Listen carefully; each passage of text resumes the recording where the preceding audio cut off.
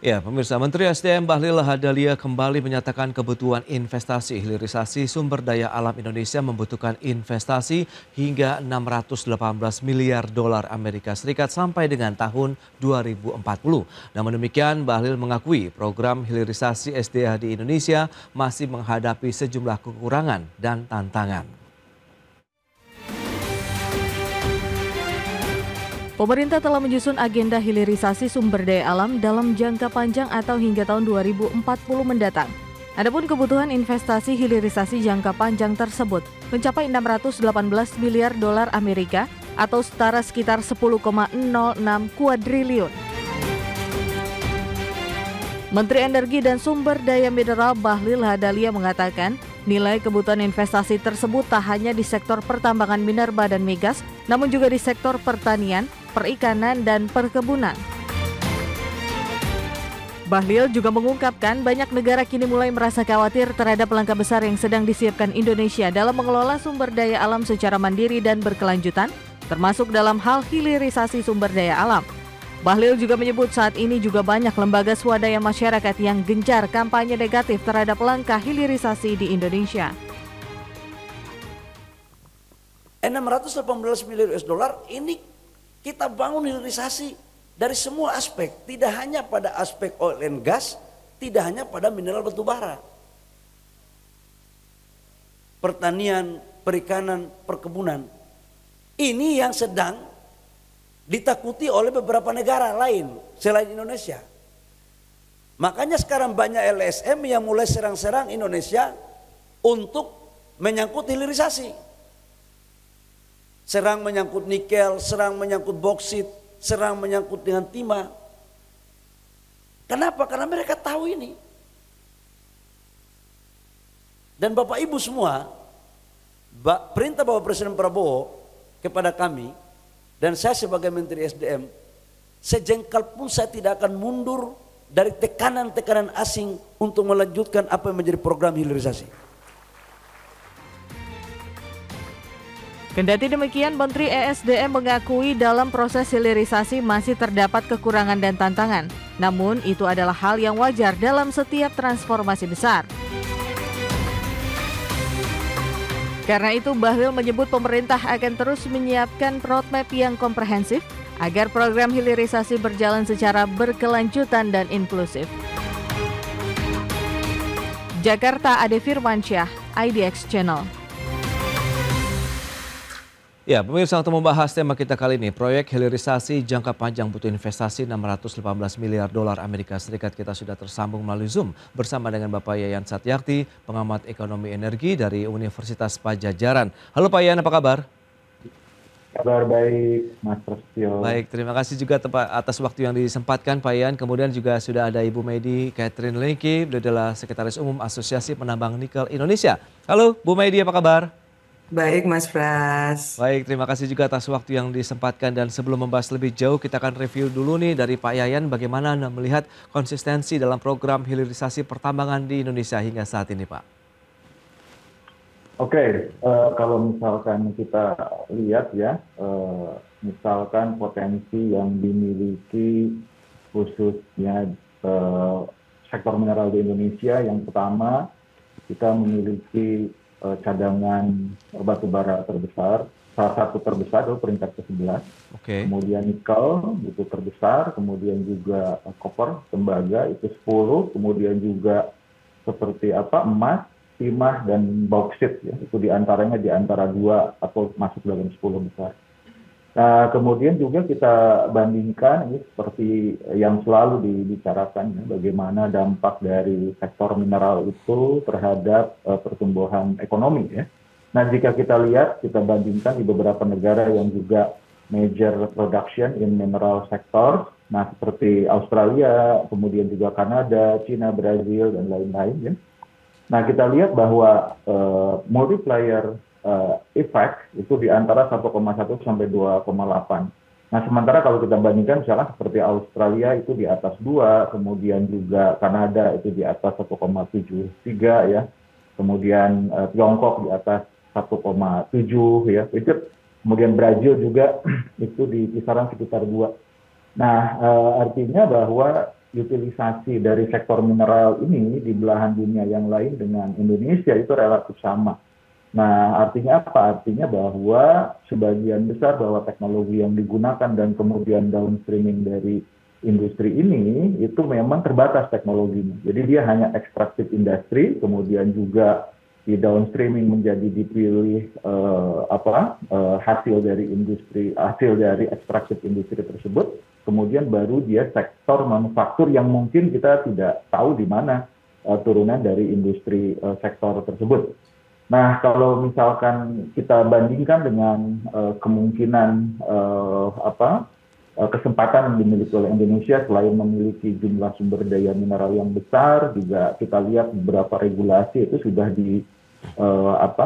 diterbitkan, misalkan dengan undang-undang yang terbaru ya, yang nomor 2 tahun 2025 mengenai minerba, yang merupakan amandemen terakhir dari undang-undang tahun 2009 ya. Kemudian juga kita memiliki global demand yang relatif kuat untuk beberapa ke depan ya. Kalau kita lihat sekarang ini memang masih agak slow down, kemudian juga perlunya adanya reformasi regulasi ya, dan kemudian sedikit untuk mengelola pasar menjadi lebih baik, dan yang paling penting adalah pembiayaan.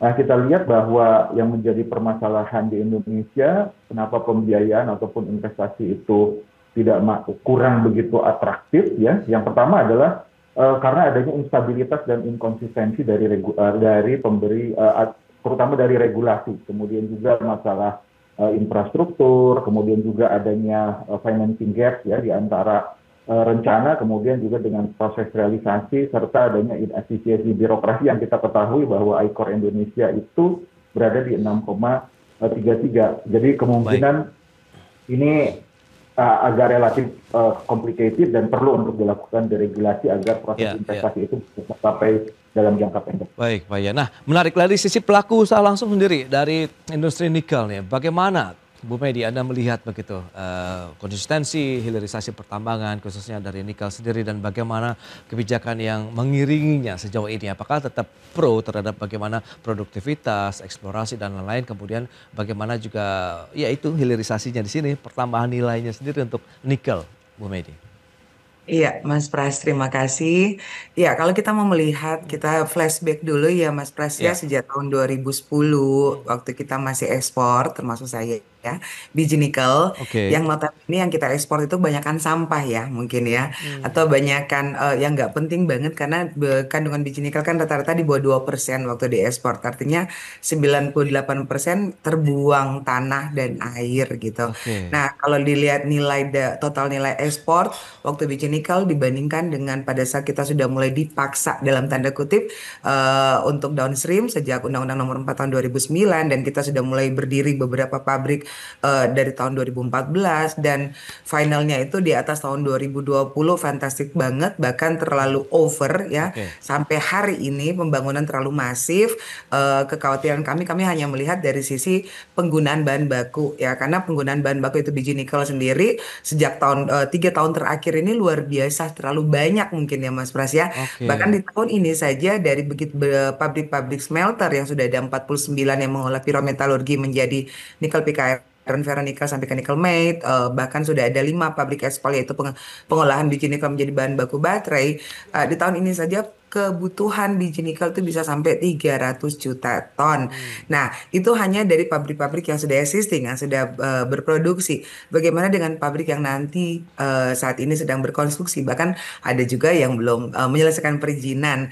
Nah, total itu bisa sampai 145 pabrik pengolahan nikel loh Mas Pras. Bisa bayangkan berapa kebutuhan biji nikel. Apakah kita bisa mengcover semua demand dari lokal aja ya, dari pabrik dalam negeri aja.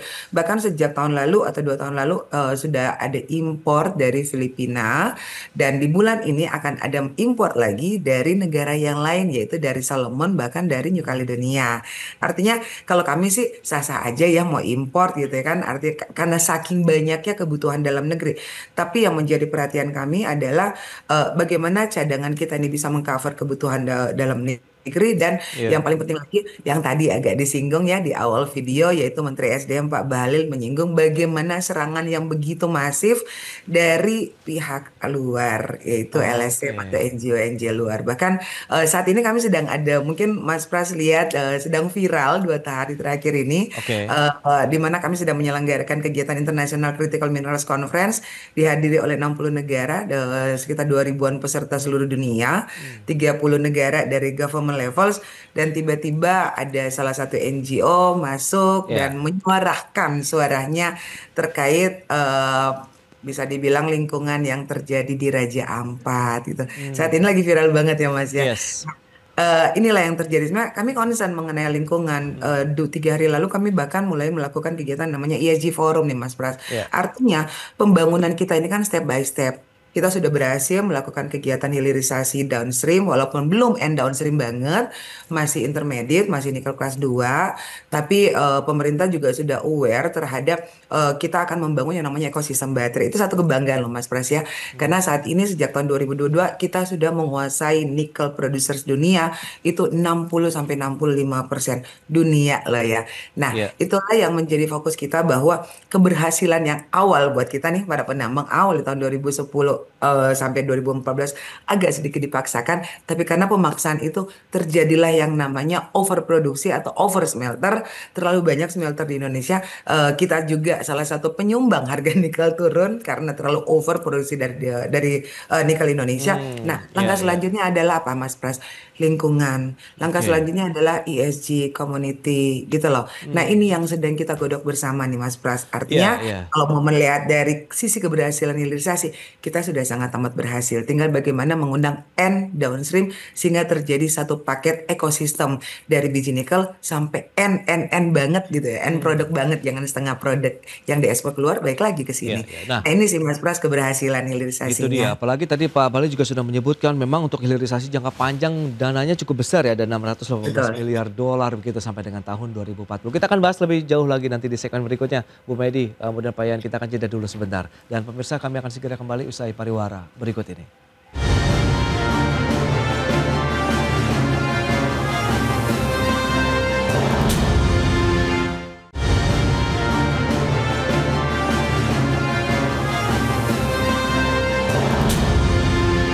Ya, terima kasih Anda masih bergabung bersama kami dalam Market Review, dan berikut ini kami sampaikan data kembali untuk Anda terkait dengan komoditas prioritas dari hilirisasi. Ya, ada nikel, besi baja, timah, logam tanah, kemudian sawit, karet pala, udang, rumput laut, dan rajungan. Total ada 28 komoditas. Berikutnya anggota Satgas Percepatan Hilirisasi dan Ketahanan Energi. Ada Menteri SDM sebagai ketua, kemudian Menteri Keuangan, Perindustrian, BUMN, dan Lingkungan Hidup. Kemudian juga ada Menteri Hukum, Pekerjaan Umum, Perdagangan, Jaksa Agung, dan Polri.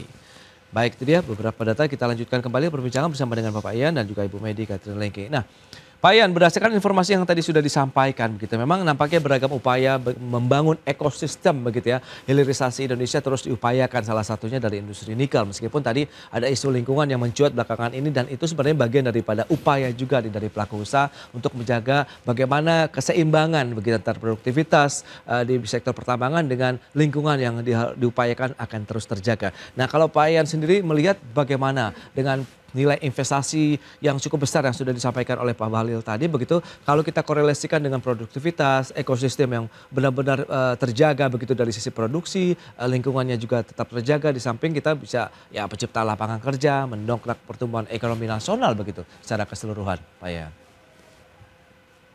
Oke, kalau saya melihat mungkin kita bisa melakukan itu ada 3 tahapan ya. Ya. Yang pertama adalah perbaiki bagaimana si investasi ini itu bisa masuk dan kemudian terrealisasi dan ter-record dalam pertumbuhan ekonomi. Nah, kita ketahui bahwa seperti yang tadi saya katakan di awal, kita harus memperbaiki increment capital output ratio. Oke. Artinya kita harus melakukan deregulasi, khususnya peraturan-peraturan yang tumpang tindih, kemudian juga menjadi lebih efisien. Itu kan kalau kita lihat ada ratusan izin yang harus dilewati ya oleh misalkan investor. Ini bagaimana caranya agar proses ini itu bisa menjadi lebih cepat dan efisien sehingga mampu untuk menurunkan ICOR. Nah, kalau misalkan Ya. kita bandingkan di beberapa negara yang lain, misalkan seperti di ASEAN, I-Core kita itu paling tinggi ya dibandingkan dengan negara lain yang hanya sekitar 4. Nah, jadi di sini itu tahapan pertama. Kemudian yang kedua, setelah dilakukan efisiensi dari birokrasi investasi tadi, kemudian yang kedua, apakah kita mampu untuk mengendorse para investor ini untuk melakukan sustainable investment. Nah, jadi sustainable investment ini berarti selain untuk memperkuat investasi yang ada di dalam negeri, nah tetapi juga memperkuat untuk sustainability khususnya dari sisi penggunaan sumber daya alam tadi. Oke. Jadi bagaimana caranya agar sumber daya alam katakan nikel ataupun mineral-mineral lainnya itu mampu dihemat dan digunakan untuk meningkatkan nilai tambah, katakan untuk memperoleh pendapatan negara, karena pendapatan negara juga dari pajak dan lain-lain, dan juga ini untuk government spending sebagai redistribution of income ya. Oke. Misalkan untuk pembiayaan social protection, ya bansos dan lain-lain, dan juga pembangunan khususnya bagi seluruh rakyat Indonesia. Kemudian yang ketiga yaitu masalah pembiayaan. Nah, pembiayaan ini berarti kita harus mampu untuk mengidentifikasi kemungkinan potensi-potensi dari downstreaming industri ini itu agar menjadi lebih terrealisasi, lebih konkret. Nah, kalau kita lihat bahwa downstreaming yang ada seperti ini, itu industri antaranya masih belum ada. Nah, sehingga perlu adanya katakan demand creation ya, agar downstreaming dari industri ini itu tidak keluar, tetapi menarik investasi tadi agar downstreaming ada di Indonesia, sehingga value added dan benefitnya itu bisa mampu ada di Indonesia sehingga menciptakan penciptaan tenaga kerja. Oke. Nah, lantas dengan beragam informasi atau data yang sudah disampaikan oleh Pak Yayan tadi, Bu Medi, lantas bagaimana Anda melihat optimisme hilirisasi di Indonesia khususnya nikel lah begitu? Apakah memang ini masih bisa tetap berlanjut begitu dalam artian dengan overproduction yang terjadi saat ini, kemudian serapannya juga yang masih menjadi kendala juga untuk di market dalam negeri, Bu Medi? Ya, Mas Pras. Jadi kalau kita berbicara konsistensi, Ya. apakah hilirisasi itu berjalan? Kalau kita melihat bahwa apa yang sudah terjadi dari awal Undang-Undang 4 tahun 2009, kemudian perubahan di Undang-Undang 3 tahun 2020, dan begitu banyak aturan-aturan baru ya yang bagaimana mendukung percepatan hilirisasi namanya ya. Tapi yang kita harapkan adalah benar-benar hilirisasi yang bisa membangun satu ekosistem sehingga bisa terakomodir semua, dan yang paling penting lagi seberapa besar value added yang didapat oleh negara dan penerimaan negara itu bisa mengcover kebutuhan masyarakat, khususnya masyarakat sekitar tambang. Jadi bukan hanya kita berbicara masyarakatnya tapi lingkungan, kembali lagi ke lingkungan sekitar tambang, sekitar pabrik atau sekitar smelter, dan bagaimana GDP atau pendapatan masyarakat di sekitar itu betul-betul mumpuni atau proper dan bisa seimbang dengan satu nilai investasi.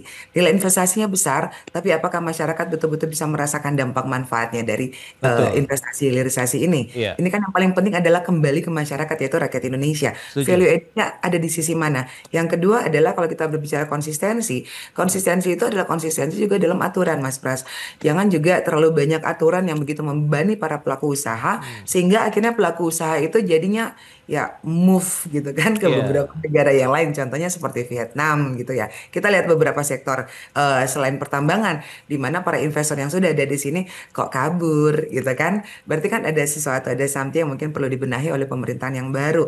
Yang keempat adalah bagaimana betul-betul pemerintah dalam hal ini yang begitu banyak, lintas kementerian bisa membuat satu paket sehingga para pelaku usaha tidak merasa terlalu diribetkan harus ke berbagai-bagai lintas lembaga. Karena kan kalau kita bicara pertambangan, apalagi downstream, apalagi industrial park, Iya. itu banyak banget gitu loh Mas Pras, perizinan yang harus kita comply dan harus ke sana sini gitu kan. Oke, Bu Medi. Kementeriannya banyak banget. Tapi kan Sehingga ada membuat Satgas kita Hilirisasi dan Ketahanan Energi, Bu, dan juga dari upaya-upaya deregulasi aturan begitu yang disampaikan Pak Yayan tadi sehingga ya, kalau diharapkan menjadi solusi itu. Satgas hilirisasi kan Iya. ada namanya percepatan. Hmm. Percepatan itu kan nggak berlaku semua, Mas Pras. Oke. Artinya sudah berjalan hilirisasi. Tapi hilirisasi tidak akan berjalan tanpa ada namanya tambang atau tanpa ada namanya raw material. Mereka datang ke Indonesia karena kita nomor satu di dunia untuk cadangan atau sumber daya nikel kita. Nah, tapi bagaimana kembali lagi dukungan pemerintah bukan hanya Oke. sekedar kita berbicara Satgas, what is Satgas is gitu kan, betul-betul terimplementasi nggak ke lapangan langsung nggak? Itu sih yang harus kita aware bersama bahwa Satgas itu bisa membantu kemudahan, percepatan dan kenyamanan para pelaku usaha. Bukan sekedar kita ada Satgas, tapi kok kedepannya kok menjadi makin ribet gitu kan. Nah ini sih yang kita minta kepada pemerintah bahwa konsistensi mengenai regulasi dan konsistensi mengenai bagaimana pelaku usaha upstream dan downstream betul-betul nyaman dan aman sehingga para investor baru yang kita berharap investor yang membuat ekosistem baterai contohnya atau end downstream ini betul-betul bisa nyaman berusaha di Indonesia. Covering dari pemerintah pusat maupun di daerah. Dan yang paling penting lagi bagaimana sinergi kita nih dengan pemerintah dalam rangka menghadapi serangan-serangan dari pihak lain tanda kutip mengenai dirty nickel, kembali lagi kerusakan lingkungan, kembali lagi yuk fakta bersama apa sih yang terjadi di wilayah-wilayah pertambangan dan bagaimana solusinya dan bagaimana kita mengencourage segala tantangan yang terjadi di wilayah upstream dan downstream untuk hilirisasi Indonesia. Baik, itu dia konsistensi kebijakan begitu yang diharapkan dari sisi pelaku usaha begitu sehingga memberi satu iklim yang kondusif lah ya bagi investasi dan keberlangsungan usaha sendiri. Nah, Pak Ian terakhir bagaimana proyeksi Anda terkait dengan hilirisasi Indonesia ke depan, singkat saja silakan. Oke, mungkin yang paling utama yaitu seperti yang tadi saya uraikan bahwa hilirisasi mineral kita harus sustainable minerals ya. Jadi sustainable minerals itu yang pertama bahwa mineral itu adalah accessible resources, yaitu sumber daya yang cepat habis. Dan bagaimana kita menggantinya kalau misalkan sumber daya itu habis. Nah kalau misalkan habis berarti harus diganti. Nah kalau misalkan diganti berarti akan ada natural resource substitution yang lain. Nah ini mau dikemanakan sumber daya tersebut. Nah berarti apa? Berarti minimal bahwa pemerintah itu harus membuat macam Natural Resource Endowment Fund. Jadi ini biasa yang dilakukan seperti negara-negara di Norwegia ataupun Swedia agar dana-dana yang dari sumber daya alam ini itu bisa kita jadikan sebagai dana abadi untuk misalkan meningkatkan EBT atau misalkan untuk menciptakan sumber daya manusia, untuk transfer teknologi dan lain-lain. Karena kalau misalkan hanya mengandalkan dengan non-sustainable investment, itu kita tidak akan memperoleh manfaat dalam jangka panjang. Jadi sumber daya itu akan cepat habis, ya sudah habis. Baik, itu dia yang perlu juga ditekankan begitu ya, bagaimana transfer teknologi, transfer ilmu dan lain-lain sehingga kita bisa mendapatkan satu energi yang bersih juga, tapi di satu sisi kita mengoptimalisasi lagi dari SDA yang ada di Indonesia. Baik Pak Ian, Bu Medi, sayang sekali waktu terbatas ini, terima kasih banyak atas informasi, update, insight dan juga analisis yang sudah diberikan kepada pemirsa pada hari ini. Selamat melanjutkan aktivitas Anda kembali, salam sehat, sampai berjumpa kembali. Bu Medi, Pak Yayan, terima kasih. Terima kasih Mas Pras, Pak Yayan. Baik pemirsa, 1 jam sudah saya menemani Anda dalam Market Review dan perbaharui terus informasi Anda hanya di IDX Channel, your trustworthy and comprehensive investment reference. Karena urusan masa depan harus terdepan, aku investor saham.